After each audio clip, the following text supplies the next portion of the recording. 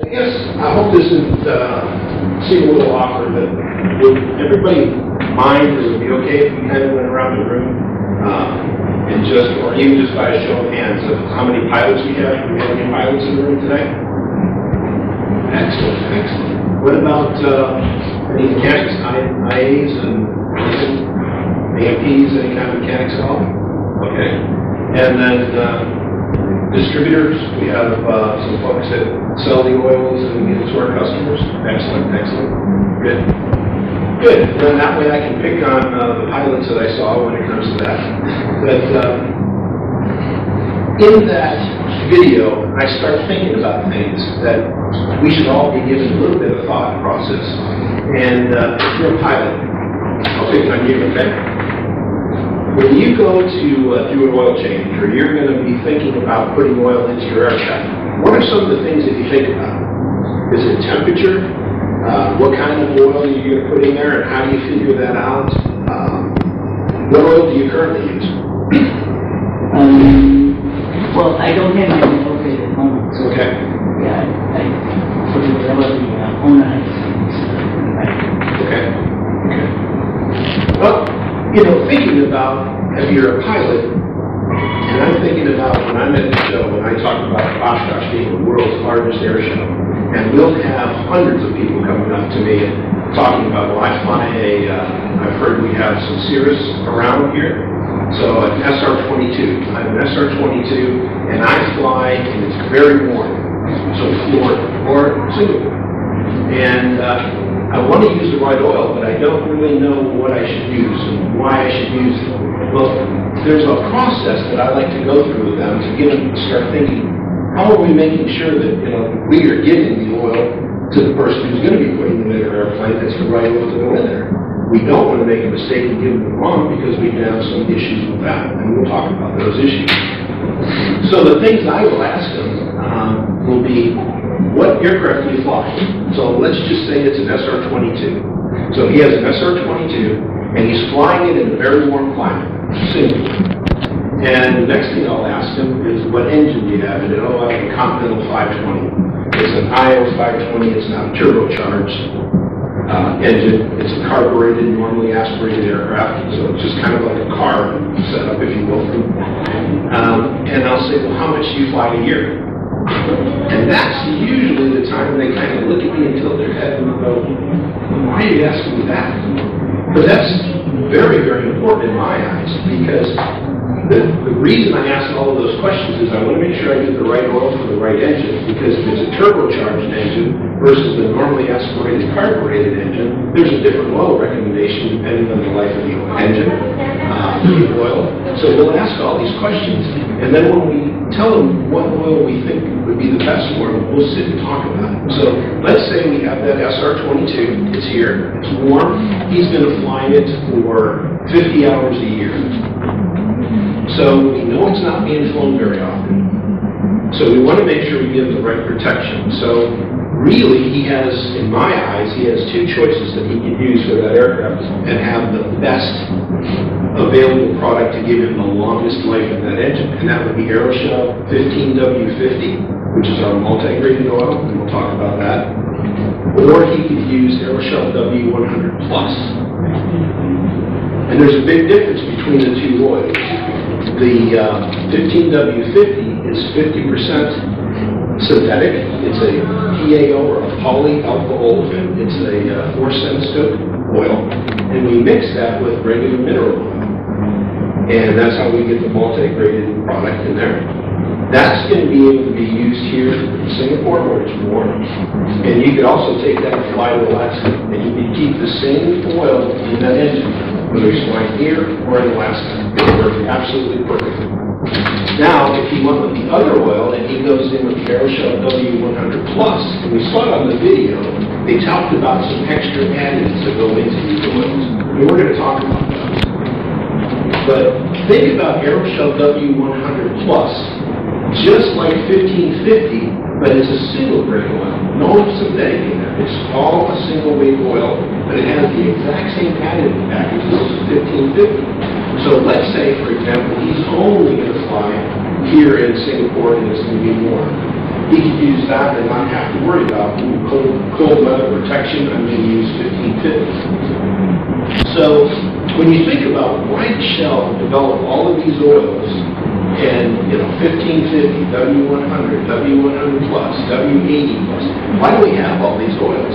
Well, we want to make sure that we're going to give the right lubrication. We want to make sure that we're going to give you the right oil. But also, we need to ask you folks some questions, too. You need to talk to your customers, or if you're a pilot, think about this yourself. The number one cause of an aircraft failure that I've seen, and I've been on a lot of them that have gone on, and, everybody thinks oil-related. They are 99.9% not oil-related failures. What they are is going to be from improper use of the oil. And it would be rust and corrosion. And you saw when they were showing that engine, and they were showing that long cam with the loads, and you have the push rods coming in and opening up the valves.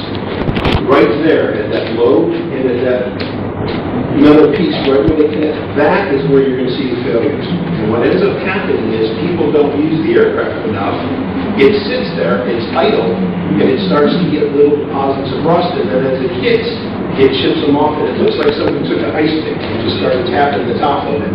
When that happens, it's a matter of not if, but when it's going to be a failure.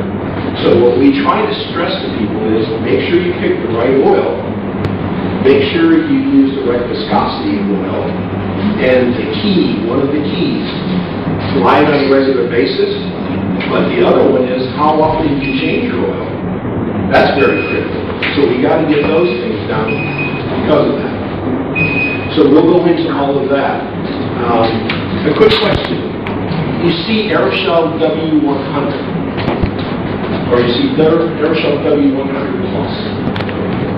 Somebody comes up to me at the show and says, "Oh, you have Aeroshell 50 weight.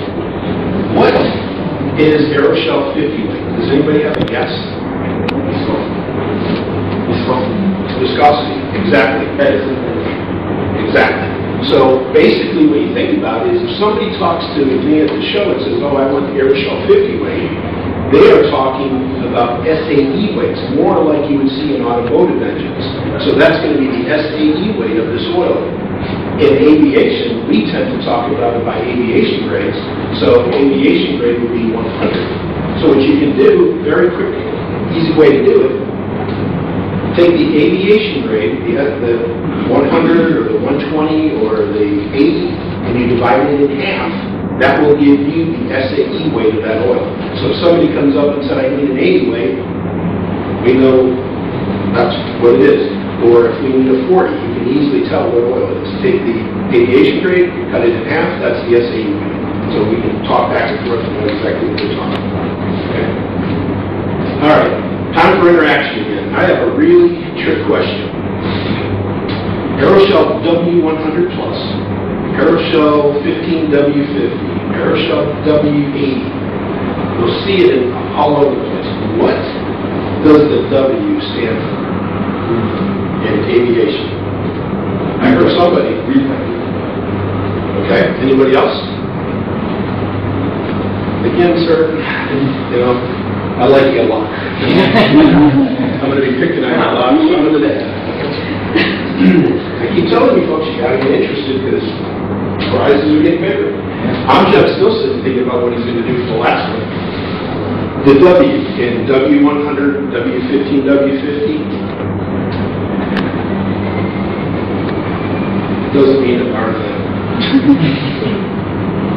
It was actually a placeholder that we had in place when we were doing some internal numbers for Shell. So what I tell everybody, what's an easy way to remember this, so if you have a customer comes in and he's talking about he needs oil for braking, and you ask him, is it turbocharged, is it not, we'll go into that later.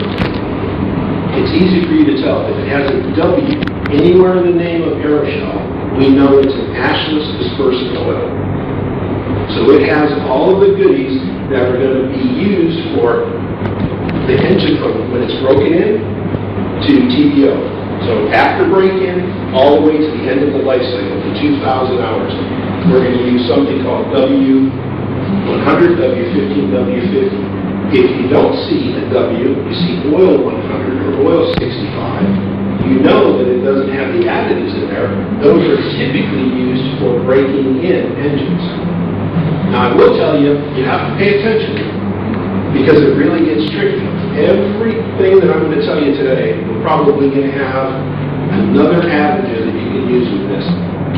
When I say W100 used for engines that have been broken in, all the way to their TBO, the time between overhauls. That's what TBO stands for, time between overhauls.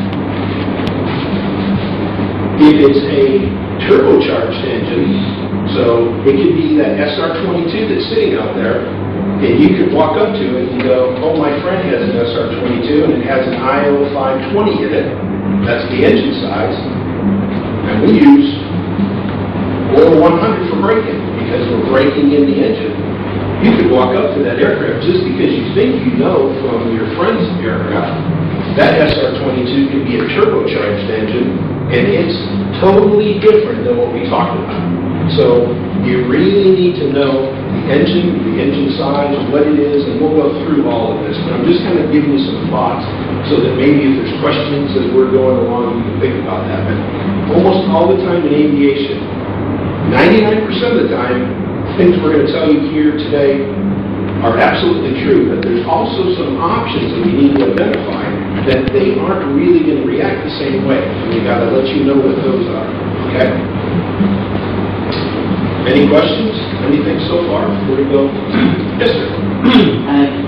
Whenever possible, or whenever it's appropriate, can you also inject the difference between using a diesel engine, diesel piston? Okay. We can talk about that right now. Diesel engine oils are becoming more and more popular. In the U.S., we're starting to see more of them. Remember we talked earlier about shelf life, and we talked about shelf life, and what is it for piston engine oils? Everybody. Yes, 4 years. Diesel engine oils are going to have, we'll talk about the shelf life, but it's going to be 2 years. Okay? You never, ever, ever, ever, ever want to mix diesel engine oils with piston engine oils and put them in there. They are totally different chemistry. They are totally different ways of being used. We're talking about with a normal aircraft that you think about flying, it's typically going to be spark ignition. It's not going to be compression ignition. So what it basically comes to is that diesel engine oil that you're talking about for diesel engines looks more like a diesel engine that you would see on the road, a truck that's taking supplies back and forth. So that additive package is more like that one than it is on the piston engine oil side. It's going to have detergents in it. Our oils do not have detergents. And when I'm talking about, and don't write detergents, let me finish. It doesn't have an ash containing. Okay? So that's the key, ash. So it's going to be ashless. That is not going to be. So what happens, let's just go crazy. Let's think of something really nuts. Somebody accidentally puts in a diesel engine oil into a Continental IO 520 in an SR22. And he's flying along and everything's great.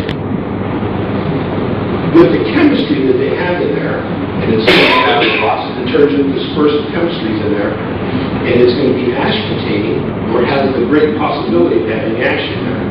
What happens? Why we want to have these oils ashless would be, you're flying along, and you will make deposits from the ash that will actually form the combustion chamber. And you will grow what look like little stalactites, and they will grow in that combustion chamber. And you saw in that video, you have everything working properly. Here's the engine, the cam was on top, I have the lobes, and it spins around, and there's push rods, and they open the valves, the piston comes up, everything works, it puts air in, fuel, it closes off. As it's coming up on that last cycle, there's a spark plug that's going to come over, and it's going to send a signal, and it's going to actually put a spark and make that ignite, and it's going to blow that piston right back down. Well, if you were to put ash-containing oils into that aircraft engine, and that little stalactite is sitting there, before you get up and before it gets that pulse and says, fire that spark plug, that little stalactite's going to glow red, and it's going to prematurely set that fuel off. And you do not want to be flying an aircraft, and all of a sudden you're supposed to be at detonation, and that piston isn't quite where it's supposed to be, and that push rod is spinning on top, opening everything up. But that crank is sitting like this, and it blows it back down. It's not in a position where it can come down and spin like this. It's going to come down at an angle, and it's going to start beating on that shaft, and it's going to have failures. So it's utterly important to make sure that we use the proper oil in the oil setting that it needs to be.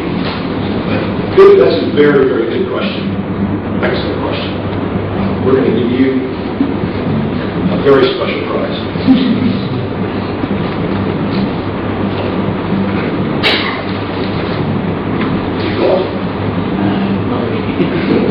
You're going to learn. You can sell them for about 6 months. So that was a very good question. And that's what I'm trying to do here today, is to get these things where people are thinking about it so that we can sit down in very, very general terms and talk about this. Because you can find it on the website. And I go out and look at this all the time, and it'll be paragraph after paragraph after subsection after 1.12.468. And by the time you read through it, it's like you forgot the question that you really wanted to ask. So I'm in the United States. I have some property. I have 37 acres that I live on. So we have horses and we have some cattle. So I always tell people, when I give a talk, I want it to be very simple. I want to be able to understand it, because I'm a big old dumb country boy. That's what they call us in Texas. You have lots of land and you're not real smart. So I want it to be very, very easy to understand. So that's why I think it's really important. If you have the questions, we can talk about them in really general terms and get it going. We call them farmers here too. Yes, sir. Maybe just to backtrack a little bit, layman terms, what do you mean by ashless expressive? Okay, perfect, yes. Okay, you think about aircraft engines, they're a little bit different than a car engine, right? I mean, a car engine, you got here today, you got in, you started it up, you drove here, everything was wonderful. But now let's think about that. What's a little different? Well, typically, on a car engine, you have some crustone, or you have antifreeze, or you have something in the radiator that keeps your engine cool. So right, you're driving along, and your radiator's getting the fan blowing on it, the air's coming in, and it's keeping it, takes it out to the cylinder blocks, keeps everything nice and cool. It's adjustable thermostat. It's got very small pistons, typically in a car. Now you think about an airplane engine. Well, all of a sudden, now you're going from air cooled only. It's only got air that's flowing past the engine. It's keeping it cool. There's no fluids in there to keep it cool. The pistons tend to be much larger. Okay? The other thing you did, you drove here and you probably stopped for traffic, or got stuck in some traffic, or stopped at a red light, and it sat, it idled. It's now the chance for it to cool off a little bit. Airplanes don't tend to do that. What we do with an airplane is we'll take it out, we'll get onto the taxiway. We call it, pilots, we call it firewalling. You'll actually take that throttle and you'll shove it all the way to the firewall. That's where you're getting all your power. You take off, you rotate. When you get to about, I fly at 172, so I'm going to say at 60 you rotate, which means you're going to come up, and at about 60 you pull the nose forward, and that's a perfect climb. You just climb right up. You get to cruise, and you pull back on the throttle, and you set it up for cruise.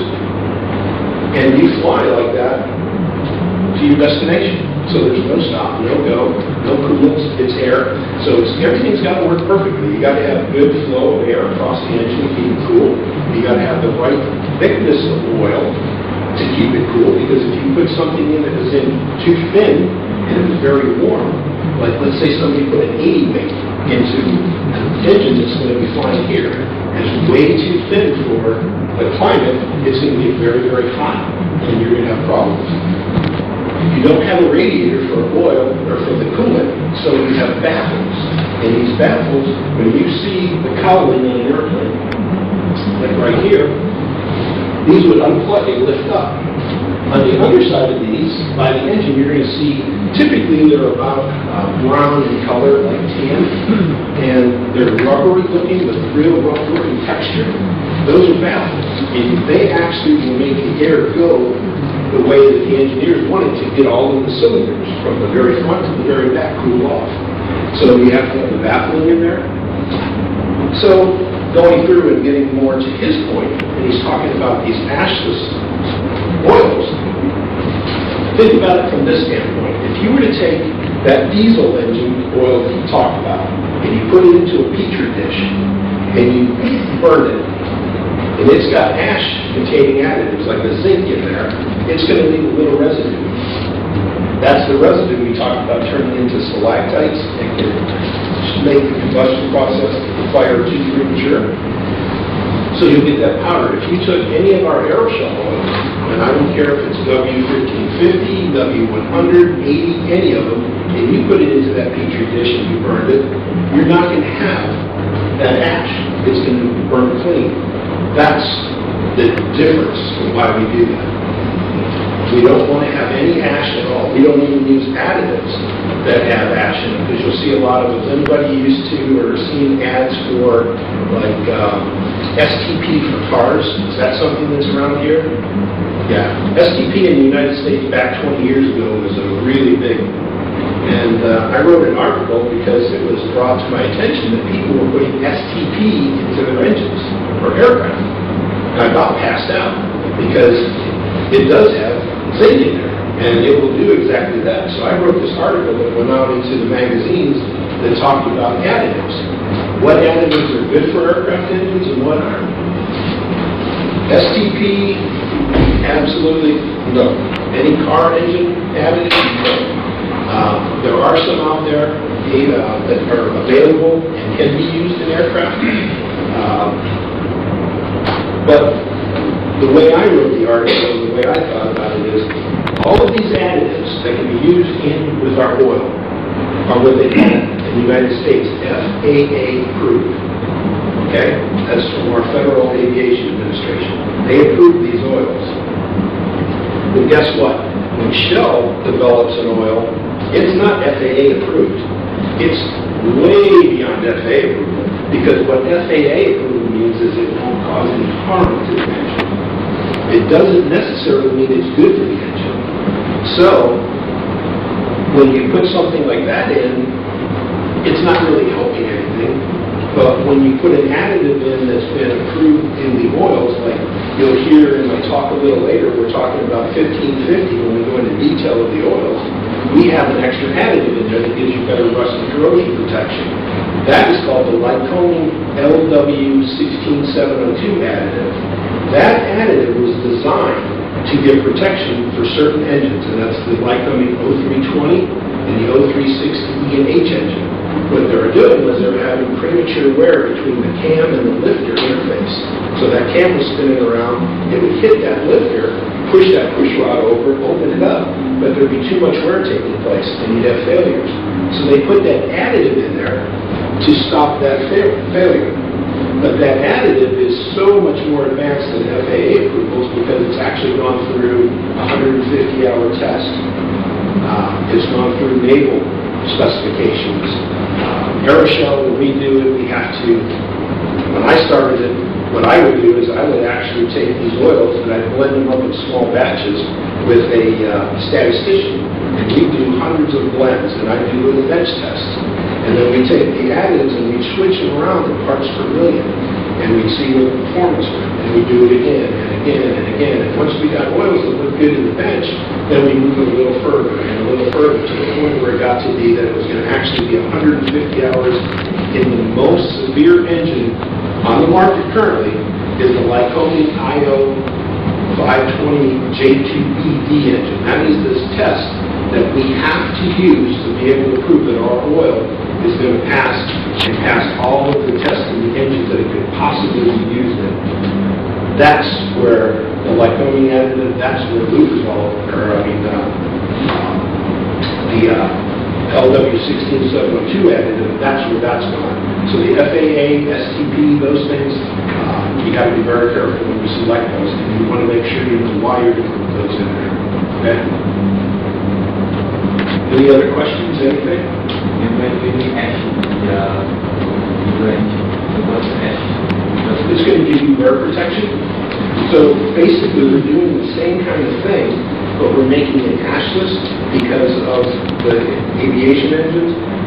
But when you start talking about diesels, or you talk about your car, or you talk about heavy-duty diesel applications and things like that, they don't have to worry about the problems that we can encounter in the air.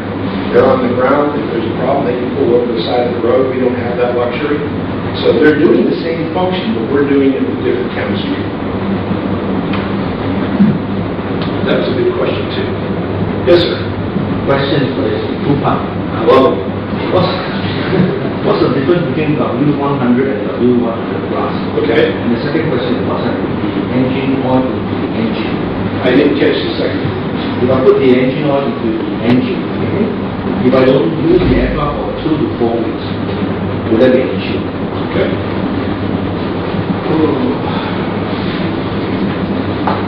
Whenever I pace and I think, Maybe I add on to that. Most of us here fly Tuesday or Friday or Saturday. okay, weekend. And Monday to Friday, the aircraft is out there. Yeah, you pay for the weekend flying. Yeah. So, would the engine sitting idle for 5 days, would that be micro-rusting in the engine over that period? Because I know that in poor countries, in winter, you are advised to turn the prop over, even if you don't start it, but turn the prop over, just to get the oil, to the camshafts, to all the other areas. At least you turn it over so that it's coated, it coats the engine to protect it better, so that you don't have micro-rusting. Do you advise that? Yes. Okay. And this is perfect. I love this. We can be here all day, guys. Let's address the difference first. W100 and W100 plus. We know from what we talked about earlier. What does the W mean? Oh no, it doesn't mean. From Shell, it doesn't mean anything. But what did I tell you guys to remember it means? Ashes dispersant, right? Okay, so we know right off the bat they're both ashless dispersant, correct? Okay. We know from the W that you would typically use that oil if you had a normally aspirated aircraft engine after break-in. So when the break-in procedure is done, you use that. Okay. Now, getting to your question a little bit more. Let's say that somebody came up to me at that show again at Oshkosh and said, Paul, I'm going to be flying warm. It's warm. I'm in Singapore. I'm just going to pretend I live here now because it's so beautiful. I'm staying. My wife doesn't know yet. So we're here in Singapore. We're flying. And I'm going to fly that airplane, not like most people, but I'm going to fly that airplane 3 times a week. And what should I use? Well, if he's going to fly that airplane 3 times a week, he's flying way more than anybody else in the world's flying. He could use W100. Or let's say it's a flight school that has 2 airplanes, and they're in the air flying more than they're on the ground. W100, he could use that. But now let's say that exact same airplane, but let's say the pilot comes in and talks just like this gentleman and says, you know, I have a job that I have to work Monday through Friday to pay for my Saturday flight. It's very expensive. What oil should I use? My instant recommendation to him would be W100 plus. And the reason is W100 and W100 plus are exactly the same, except the plus has that LW16702 Lycoming additive. That additive, remember we talked about, was designed because they were having problems between the lifter and the cam interface. And what happened was they were noticing that it would start to pit, and then it would do that micro pitting that you talked about, and it would eventually wear and it would kill the engine. So you would definitely want to use W100 plus if you're an infrequent flyer, okay? You want it because of the LW16702 extra wear protection. It's definitely going to be right, but that's the difference. It has the extra wear protection. That is designed for people who fly, let's say, in my guesstimate, less than 50, 75 hours a year or less. Would definitely take advantage of the plus. If you're flying 200, 300, 400 hours a year, and you're doing everything properly, you could use W100. Now, we'll go a little bit deeper into that. Next, I want to address the question you talked about if you're infrequently using it and you want to turn the prop. I hate to say this because somebody told you something with very good intentions, but never, ever do that. Because what happens is, you go out there and you turn the prop by hand. You turn it around once and you turn it around twice. The only thing you've really done is your piston is in the cylinder and the pistons stick out. You just wiped off the oil that was on there and you didn't have enough power to actually turn the oil pump, so you never put any oil back on top. So now you've wiped all the protection that you had off of that engine. And you want to talk about rust, it'll happen much faster. So never do. The only time that you would want to do anything at all like that, if you're not using your aircraft, is they call them pre-oilers. And there, think about it this way. You have an oil pump. It's sitting, an oil pump's usually for automotives and things, it's usually a little flat square looking thing. It has two gears in it that mesh. They spin rapidly and they have an outlet, they have an inlet. And it's going to pump the oil out because it's spinning faster. Think about somebody taking a drill and putting it on the top of that shaft and spinning that. And that would then get oil to go out to the engine. And then it would be perfect. But if it's just going to be turned by hand, no. It would really be a bad position. Okay, right? So is there one last question, and then we'll go deeper into the oils, and we'll go into some other questions? Yes, sir. We're talking about oil temperature. When you do the start and do the engine run, is it important for the temperature to be after 2 weeks you don't start the engine, in the morning you start the engine? Is it important for the engine temperature to heat up before you take off? Yes, absolutely. Very good question. Yeah, when you start up an aircraft engine, you typically will start it up and just idle your RPMs down to below 1,000 RPMs. And you'll do your pre-checks. You'll check and make sure, this switch is on, this is good. That's after you've already done the outside checks. And then you will slowly taxi. And you want to let that oil gradually warm up to, it gets to about 160 degrees or so, 140 degrees. And then you know you're in a good safe area. And you will firewall it like we talked about, you'll get full power so you can take off when you get to a rotational speed. Different airplanes have different rotational speeds. When you get to a 172 at about 60, that's when you pull back on the yoke. And that's where you see you lose the ground and off you go. And you take your pitch right. That's exactly right. Now, as important as making sure your oil temperature is good before you take off, it's getting to the point now that people are starting to notice, even in general aviation aircraft engines, that it's highly important to let it cool, too. And the worst thing somebody can do, and you see it all the time, if you go to the air shows, you'll see somebody goes up and they did everything perfectly. They warmed up, everything's great. They're up, they're flying, having a great time. They warmed everything up.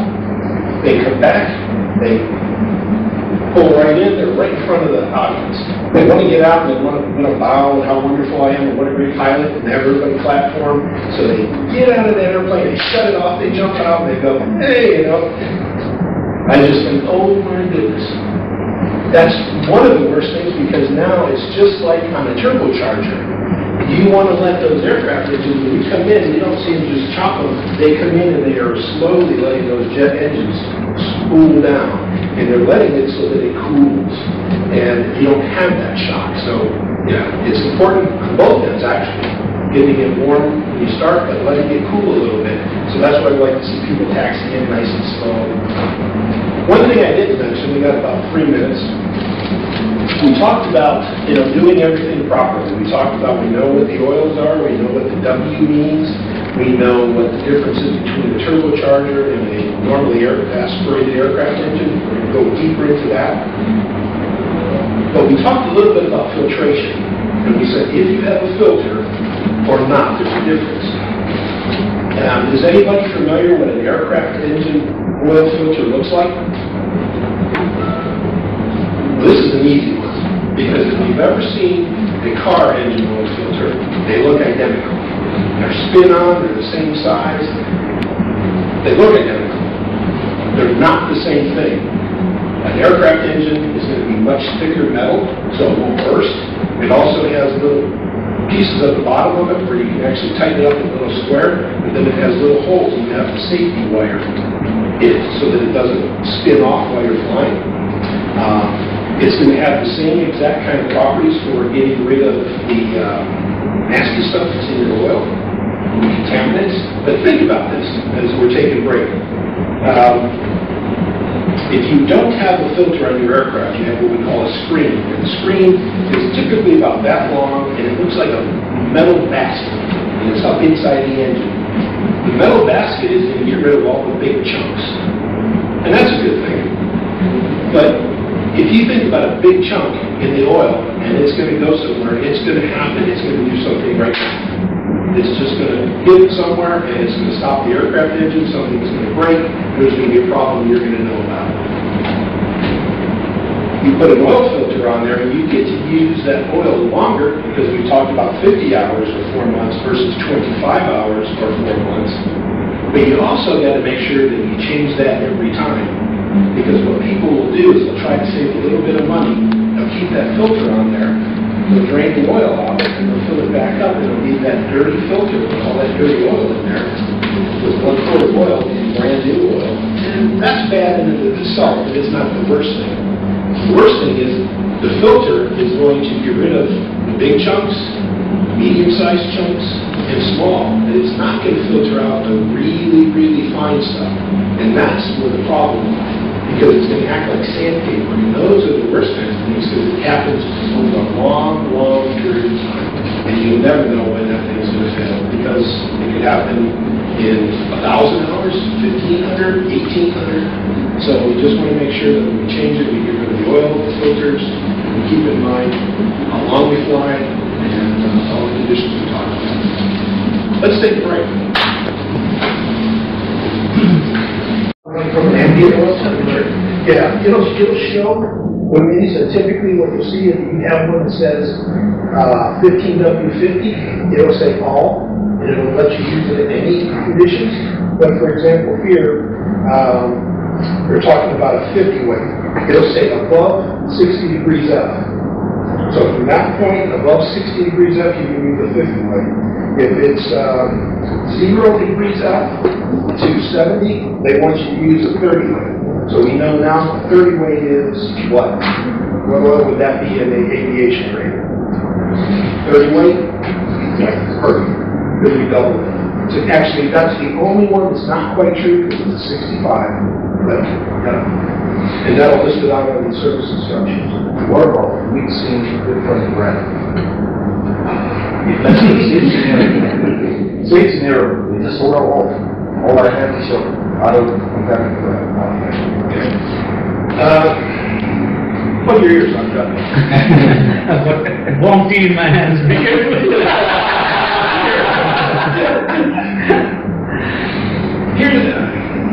I'm going to be perfectly honest with you, okay? From the regulations, it says that can be done with no problems. From a realistic standpoint, I don't like to see people do that, and here's the reason. I've had talks where I talk with mechanics, and at the end of the talk, they'll come up to me and say, oh man, I am so glad I heard you talk about that. I have a customer that I'm going to switch over from Phillips to your product. And I'll say, okay, well, what engine is it? What blah, blah, blah. He'll tell me. The key hits my ears when he says 1,700 hours and he's been using it. The look on his face when I tell him, don't change, is just stunning. He looks at me and his eyes kind of, his jaw drops. He goes, I just listened to you talk about how much better your product is. Now I'm going to change and you're telling me not to. Are you crazy? problem with that is, if you go and you do anything like I've done on testing of these engines, we will take two aircraft engines and we'll put in a twin. We'll put Phillips in one, we'll put Aeroshell in the other. And we haven't done it in an airport. When the test is over, we'll fly to a totally different airport, ways away, that has no idea what happened. And we will say, take these engines off the aircraft and tear them apart, and I'll be in on Monday. And the mechanics can't wait for Monday morning to come, and I walk in, and the first thing they want to do is they want to ruin it for me right off the bat.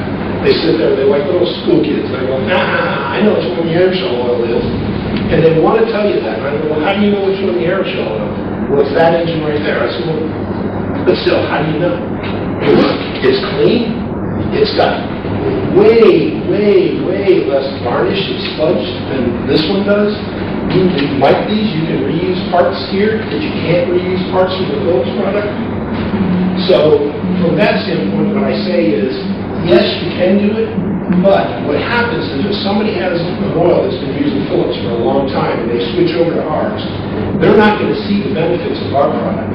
They're going to think we're just as poor, and I hate to use that word, against competitors, as they are, because all it's going to do is plug filters, and we're not going to really shine and show how well we are.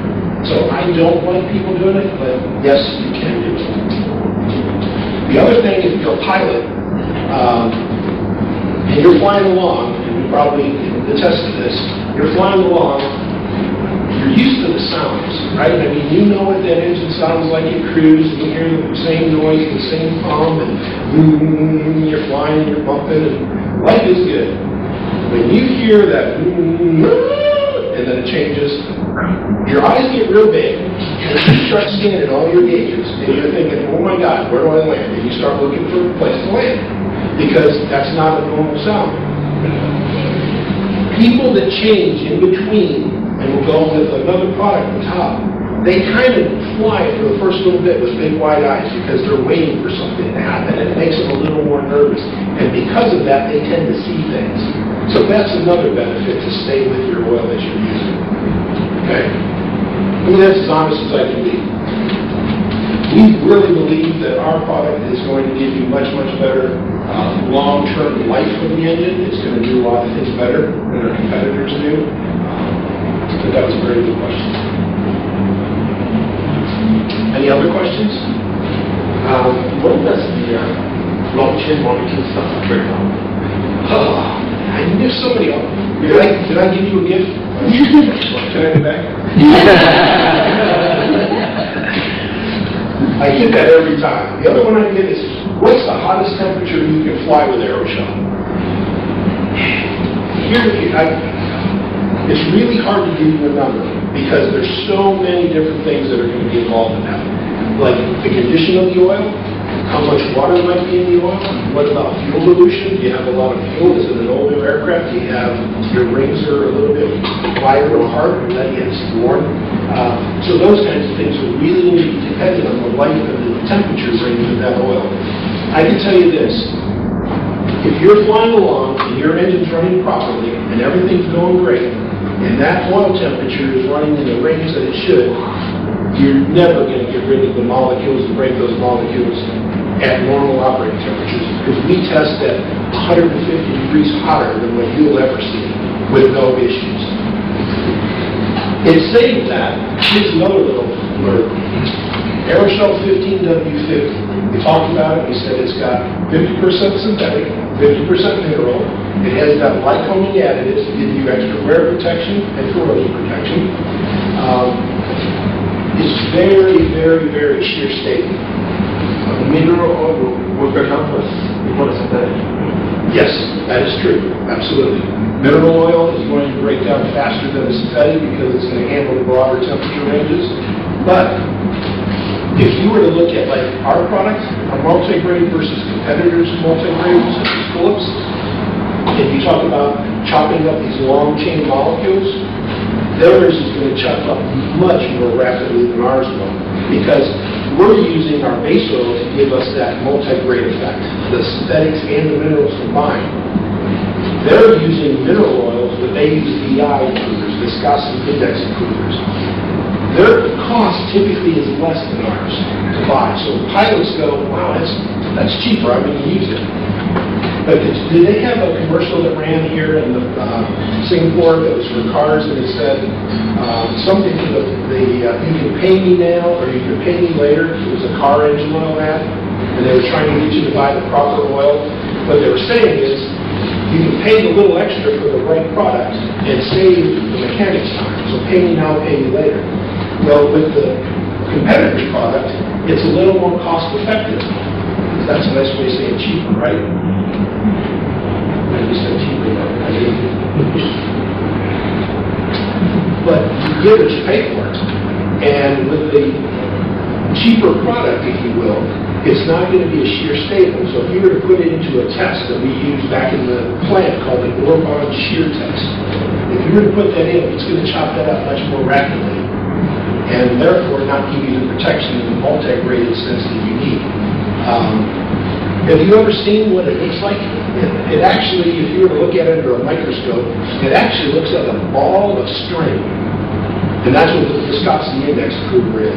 And then when it gets heated up, it kind of melts into the oil and works, and that's how it can chop up so rapidly. You can pay very, very expensive amounts of money for DI improvers, and they're going to be very shear stable. But that's how you know when you're paying a price for a product, kind of where you're at. What about the other companies? Aviation momentum? Because the long chain molecules, one end is a strong aviation momentum. Okay. Would that also break that aviation momentum? Would that break? No, and the reason it's not going to is you still have the long chain molecule in our product that's going to give you the protection, but you also have in like 1550, W100 plus, 80 plus, you still have that licone additive, which is going to be oil that's going to, or an additive that's going to be able to adhere to the metal. And it's not going to have the tendency to chop up and be torn away because it's going to be a polar kind of product and it's going to adhere to that.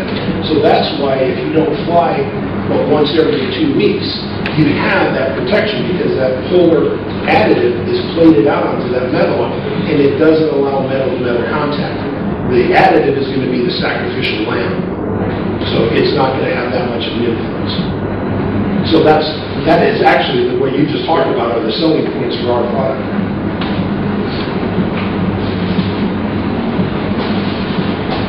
Okay, anything else? Yes, sir. You say the metal-to-metal friction.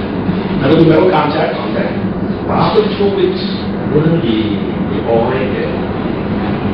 Yeah, there's a lot of, we call them wives' tales. You know, like the one we talked about, and everything the pop is good, and the reality is really not.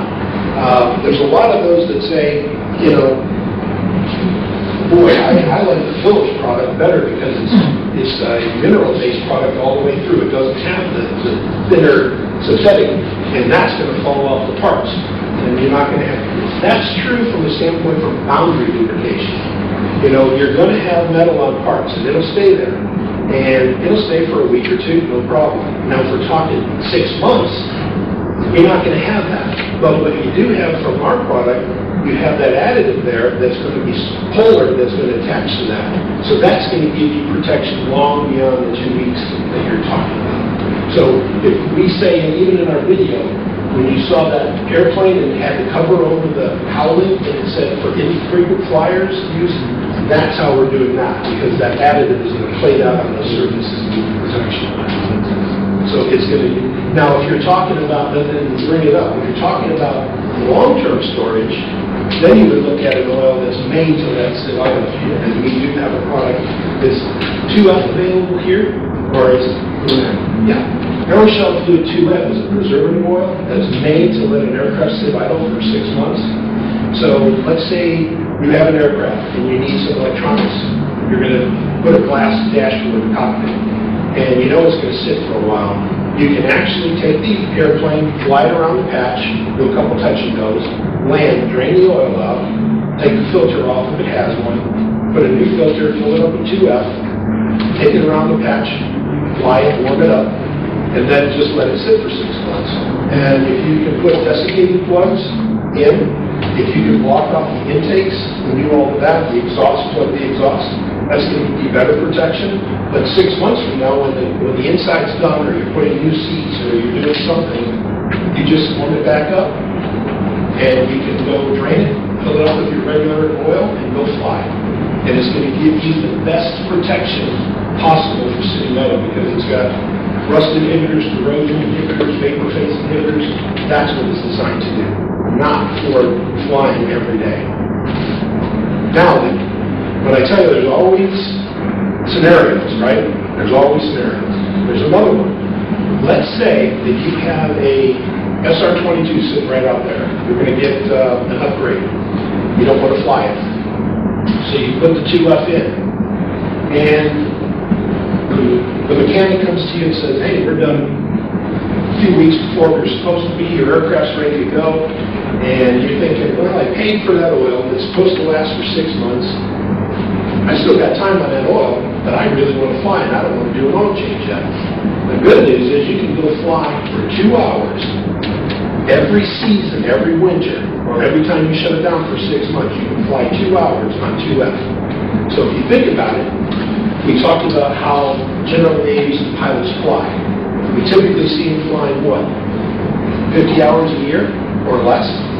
So if you were to think about it, and if you could fly 2 hours every winter on through 2F times 25 winters, you're going to hit 50 hours, and in about 25 years, that's how long it's going to take a general aviation pilot to come to TBO on this engine. So we have it figured out, we've tested it, and you can fly in there with no harm.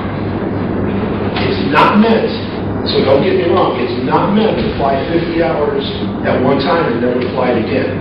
That's not the way it's supposed to be. Just 2 hours every winter, 25 winters, you get your 50 hours. And it's an easy way for somebody to store their aircraft and still be able to have access to it once or twice. Okay? Any other questions? Let's say we have an engine that can run on dual propellant, like the diesel and J8. What would be the greatest performance for them? That can run On dual propellant, like diesel and J8. That's going to be more to the turbine side that I don't do anything with. So I really wouldn't be able to answer that one honestly, because I don't have the experience. Sorry. Even with the diesel piston running the one? Well, that you can. From that standpoint, the Aeroshell diesel Ultra, you can run that. Now what's going to happen when you start running that, when you switch back from one fuel source to another fuel source, the engine manufacturer is going to give you different recommendations for oil change intervals. And I don't remember them off the top of my head, but that's going to be the kick. If you're able to do it, you're able to do it with the same oil, but you'll have to change your oil more frequently. And there's, like I showed you here, on the service instruction, they're going to have one written out that's going to tell you exactly. And they call it severe duty versus regular duty. And that's how they determine when you change your oil. But you can still use the Ultra Diesel. I know that's not as good. If I had that, I'd have thought to bring it. I just threw a book together real quick so that you can see it. I didn't think about that one. So, but it's out there on the website.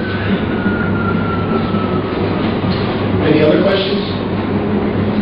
Here's something that we talked about earlier in the talk, and I said to you, there's always going to be room for things that change.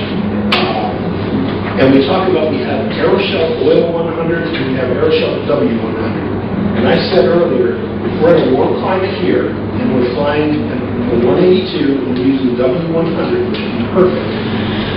Let's say, for instance, you have a normally aspirated aircraft engine, so it's got a carburetor, kind of like a car does, right? And you're going to do a break-in on that engine. What oil would we use for a break-in of that engine? And anybody, well, we talked a little bit about it earlier. We said we use one for running normally, and then we use a break-in oil. For a normally aspirated aircraft engine, when we're going to do the break-in, we're going to want to use oil 100, okay? And then once you get the braking done, which is typically, and I'll give you the scenarios, then you switch to the axle suspension. Here's why. You get a brand new engine, and they just give it to you in your airplane. You just bought a brand new airplane, you have the new engine, and they say, oh, you got to do a break-in. And you go, well, is it normally aspirated? Yes. Okay. Is it warm? Yes. Okay, I'm going to use oil 100. And you put the oil 100 in there, and you run it for the first time about 8 hours, and then you drain it out of there. And the reason you're doing that is when you're starting to break an engine in, you're going to have a lot more contaminants in that oil. So you want to get that oil out of there so that you're not going to have these contaminants going through that engine for 50 hours. It's going to make more debris, it's going to do a really poor break-in. So, you put the braking oil in, you run it 8 hours. You drain the oil out, you take the filter off, you put a new filter, you put a brand new oil 100, and you run it again. And you run the brake-in until some things happen. One, until you have your oil consumption stabilized. Because a brand new engine is going to use more oil, right? Because the rings in the cylinder wall haven't seated, they haven't matched, they haven't married themselves together. So you're going to use a lot more oil. Your temperatures are going to be a little bit hotter during braking because you have more friction. And as it breaks in and smooths out, that's going to reduce. And you're going to have the metal. And what you'll do is you'll take and you'll cut that oil filter. Has anybody ever seen the oil cutter that you use for an oil filter? Don't ever use a hacksaw or anything because you're going to put all that metal in there. They sell. Champion sells a nice little cutter. It almost looks like a copper tubing cutter. You know, to cut the copper tubing, and it sits in the center of the hole, and it spins around and it cuts that top off, and it doesn't put any metal in there. You pull that off, you reach in, you get the metal screen and the paper out, set it off to the side, and you keep that little bit of oil in there. And then you cut the top and the bottom off of that filter, and you pull the screen, and you take that paper, and it's folded, it's nice pleats all the way around the inside. And you pull it, and you look in between each one of those little pleats, and that's where you're going to see all of the metal. And you make a metal picture, or you take a picture. And every time you do that after braking, you should see less and less and less metal. So we have less and less metal, so you're not making metal. Your temperature stabilized, your oil temperature, and the new engine is going to move a little tiny bit. And then when it breaks in and everything's good, it's going to be solid as a rock. So when those happen, it's considered broken in. That's when you switch over to the W100. It's roughly a rule of thumb 50 hours. Okay? Now, here comes the really kick. You still have an SR22 sitting out there. You still need to do, it's brand new, you still need to do a break-in, but it's got a turbocharger in it. Everything I just told you now changes. Totally different. If you have a turbocharged engine and you're going to do a break-in on a turbocharged engine, you go straight to the W100. You never use the oil 100, you never do a break-in with oil 100 on them. So that's where people really need to be aware and ask questions. What engine do you have? What are you doing with it? Why? Because if they came in and said, I have an SR22 sitting out there, you look at it and you go, okay, yeah, it's got a 520 in it, Continental 520. But he really has a turbocharged 520 in there, and you give him oil 100, you know what you just did to his engine? It's going to wear, and it's going to wear fast. And the reason being is, the turbocharged engine, it has the rings, everything look the same, but on the turbocharger, you're going to put a lot more pressure on the top of that piston, and it's going to push harder out on those rings, on the sidewalls of the cylinder. And if you gave him oil 100 for that turbocharged engine, it's going to wear and wear and wear and wear. He's going to cut that filter open, holy mackerel, lots of metal, can't stop the break-in. Cut it open again, holy mackerel, lots of metal, can't stop the break-in. He's going to go through the whole entire life of that engine looking at it going, holy mackerel, because he's using the wrong oil. But if you go straight to the W100, what you're doing is you're actually not letting the wear take place that needs to be done in a normally aspirated engine.